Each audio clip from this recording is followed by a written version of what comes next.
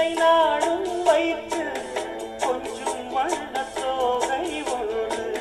மஞ்சள் மாலை மேடம் யாவும்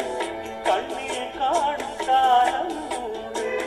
பூவை சூடி பொட்டும் வைக்க